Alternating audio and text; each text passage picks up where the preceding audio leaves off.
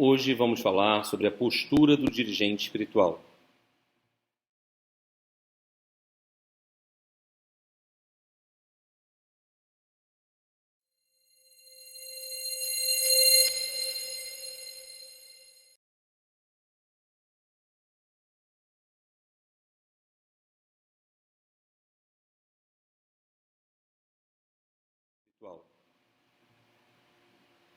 Olá pessoal, meu nome é Felipe Brasil, eu sou dirigente do Templo Espiritualista Aruanda, casa de Umbanda localizada em Maricá, no Rio de Janeiro. E nós vamos falar sobre a postura do dirigente espiritual. Há um tempo atrás eu fiz um vídeo falando sobre a postura do médium. O dirigente é um médium, sendo que é previsto que o dirigente espiritual tenha tido uma estrada, uma vivência antes de ocupar essa posição. Como que se dá a questão do dirigente? Em algum momento, as entidades falam, aquela pessoa é informada que ela tem uma missão sacerdotal. Antigamente, falavam que aquela pessoa tinha a coroa de chefia de santo, tinha a coroa de pai de santo, era dada essa informação, ou os próprios guias daquele médium informavam que aquele médium tinha essa missão e que deveria seguir com ela. Sendo que, para nos tornarmos professores, um dia precisamos ser alunos. E quando a gente pensa na escola, quantos anos nós passamos na escola com uma carga horária bem significativa até que a gente possa chegar a uma etapa da vida e ser um instrutor. O dirigente nada mais é do que um facilitador, onde ele vai trazer orientações para aquele agrupamento espiritual sob a égide do mentor espiritual daquela casa, do guia que vai chefiar aquela casa. No entanto, o trabalho espiritual muitas vezes na casa transcorre às mil maravilhas. No entanto, a postura do dirigente às vezes se dá de maneira extremamente equivocada. Quando a gente pensa num padre, que é dentro do catolicismo já uma religião instituída, antes da pessoa ser ordenada padre, ela leva 8 anos estudando. Ela vai se preparando para que ela possa assumir uma congregação. Na Umbanda isso não acontece, porque cada casa tem o seu processo de formação. E eu não vou entrar aqui na seara da questão da consagração, das etapas de iniciação que o dirigente passa, das oferendas, das ritualísticas de cada casa.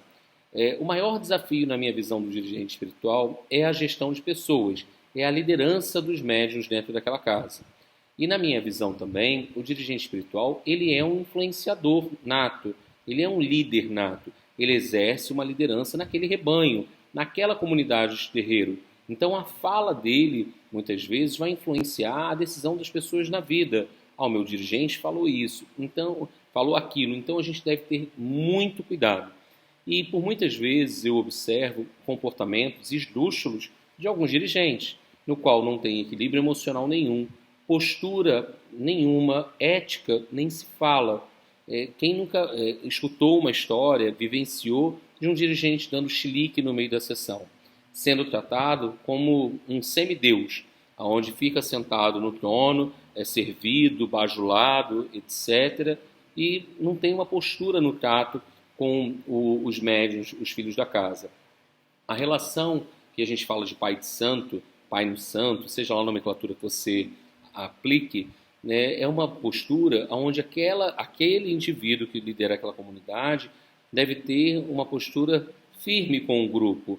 Ele deve ter disciplina com amor, como os guias falam, porque ele vai admoestar, ele vai chamar atenção, ele vai puxar a orelha, mas ele jamais deve faltar com respeito. O respeito é a base de toda e qualquer relação.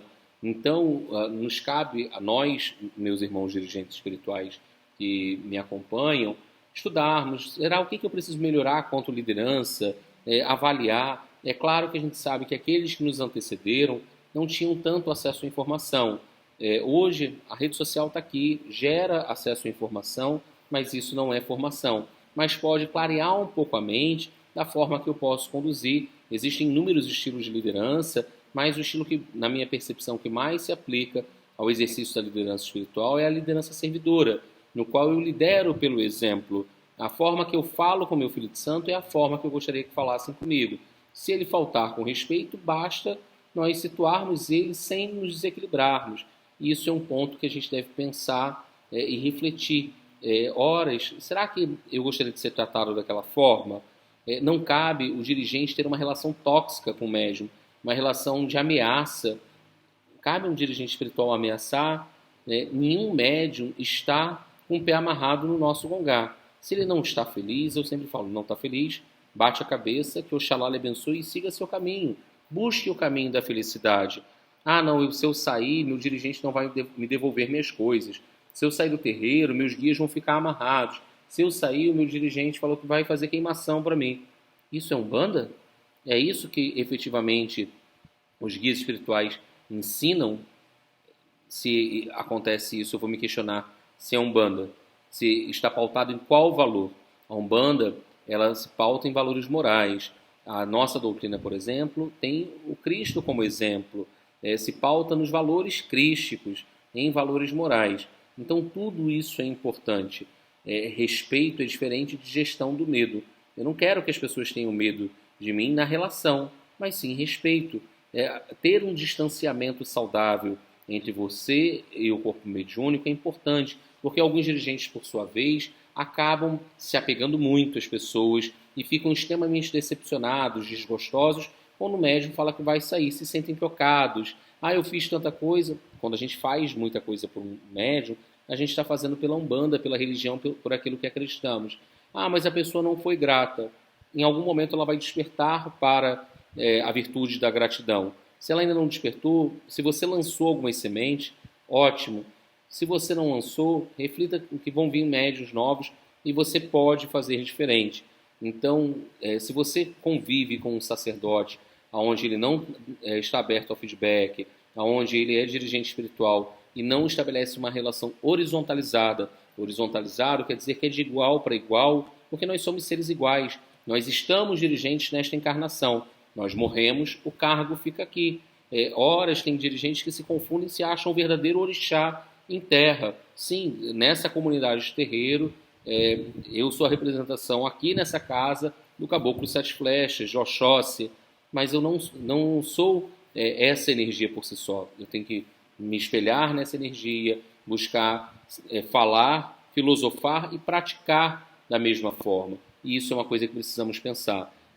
Se o dirigente tem uma postura equivocada, senta para beber de forma demasiada com seus filhos, qual o exemplo, que tipo de cobrança ele vai poder realizar? Não é que beber seja errado, mas a postura do dirigente é importante. Ninguém se forma professor da noite para o dia. Anos passamos numa escola, anos passamos no chão do terreiro. Nós, como dirigentes espirituais, acima de tudo, acima de uma missão sacerdotal, que venhamos a desempenhar o sacerdócio, nós tivemos vivência e devemos ter muita vivência para assumir essa função. Liderar uma casa é liderar vidas, é mexer com vidas. Ao invés de você transcender o karma, pode arrumar mais karma ainda. E a gente deve pensar, o que meu caboclo, o que o preto velho que eu sirvo me orientaria nessa situação? O que eu preciso fazer? Ah, mas eu não tenho paciência. Pessoas que não são inclinadas a lidar com pessoas dificilmente vão conseguir exercer um pleno sacerdócio na liderança física, porque o trabalho espiritual muitas vezes tiramos de letra. Então eu deixo essa reflexão, peço que comentem aqui a sua experiência com os dirigentes, sem citar nomes, nada disso, vamos seguir um protocolo ético e vamos refletir. Peço que curtam, se inscrevam, comentem, compartilhem e nos sigam nas redes sociais. Até a próxima, pessoal. Tchau, tchau.